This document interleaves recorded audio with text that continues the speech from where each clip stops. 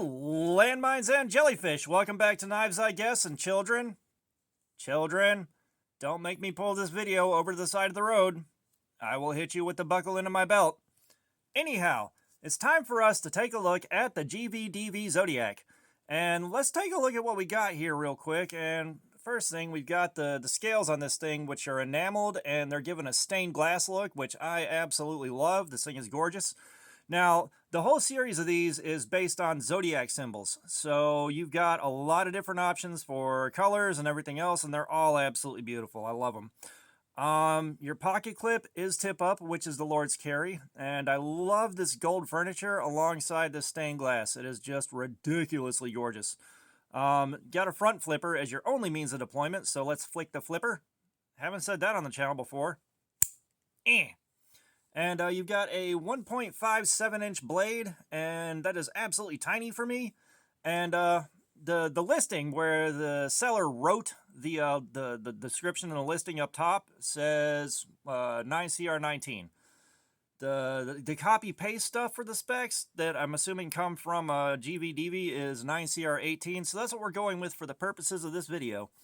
And mine cost about 12 bucks around Christmas. There was like 2 coupons I could stack on top of each other to really knock the discounts in.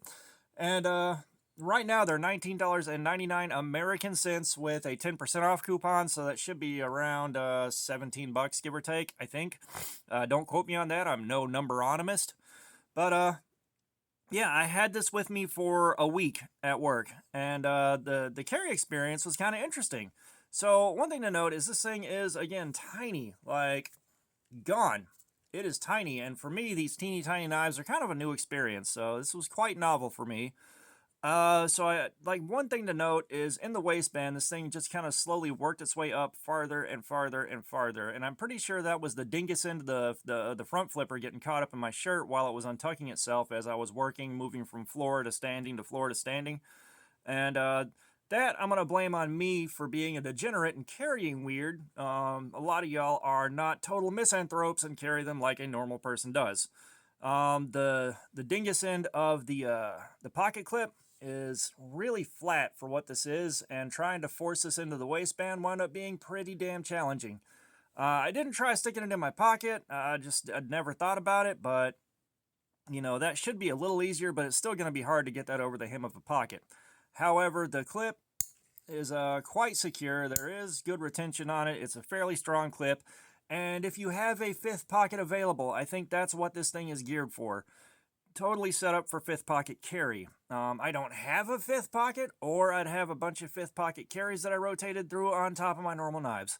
So, yeah, this thing is a good little guy. Let's flick the flipper again. And that 1.57-inch blade was definitely interesting. Like, it was still enough blade to do what I needed to do because, you know, I am in a light-duty environment. Like, I don't have to wail on these things or really put them through a ton of abuse to make them do what they do. But cutting the plastic off of the pallets, it did a good enough job on that. The edge was quite decent. I'd say it was around Civivi factory levels. And, like, through cardboard, it munched some of that like a laser. And the tip, I had to cut the pallet off of or the plastic off the underside of several pallets because the warehouse likes to stack one half pallet on top of another, and you got to cut the plastic off the bottom before you can get the lift and bring it up and move it. So the tip of this got dragged on the underside of pallets on all 4 corners a few times, and it didn't really complain about that. The tip is still pokey and in good shape.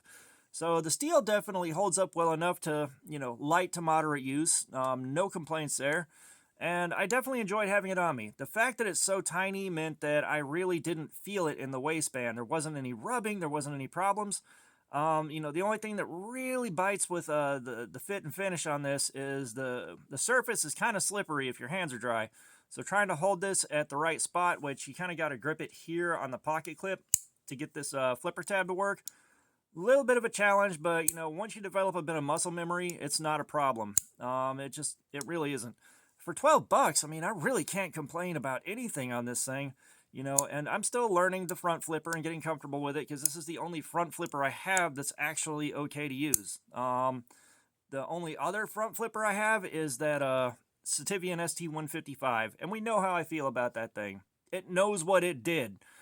So this thing I've got a very, very positive opinion of. You know, this is definitely worth, you know, if you can get them on sale for 12, 15 bucks, definitely worth it. 17 bucks might still be worth it to you, especially if you need a really, really pretty fifth pocket carry, or you've got somebody in your life that really loves the way this looks, or would love the way this looks, and you want to get them a little trinket. This is definitely a good way to go. Now, I am on like my fourth take from this, so I've already stropped it a real good one. But even before stropping, it still had a pretty nice factory edge left behind. We're still going to get some copy paper, and we're going to cut after the strop, because I spent maybe 2 minutes on the strop going through all the grits that I have lined up. And just with a couple minutes on the strop,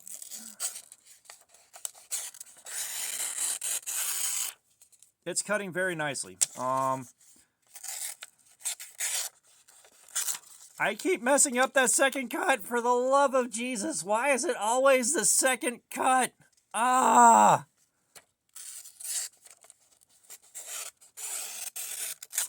Yeah, so, I mean, it definitely cuts well, and of course the strop helped it out a lot. I wish I could go back and unstrop this thing, but that's not how these work. Yeah, and the only thing that really bit me on the 1.57-inch blade is, you know, I'm used to having at least 3 inches of sharpened edge. So when I'm cutting with this, I have to keep that cut in such a tiny area, and I have to really pay attention to what I'm doing. So a lot of times I push it too far and get caught up in the little tiny choil right here, or you know, I would just completely miss the cut with the tip. So like, you know, for me, something this tiny takes a little bit of practice. You know, I carried it and used it like a normal knife, not like a fifth pocket novelty. So, like, if you're blasting open packages or breaking down cardboard or something like this is definitely going to get you where you want to go, but it is certainly not a hard use knife. It's not something that you will beat on half to death. And, like I said, my opinion of this thing is overall positive, especially for a cheap little bitty fifth pocket carry or a novelty or a little trinket.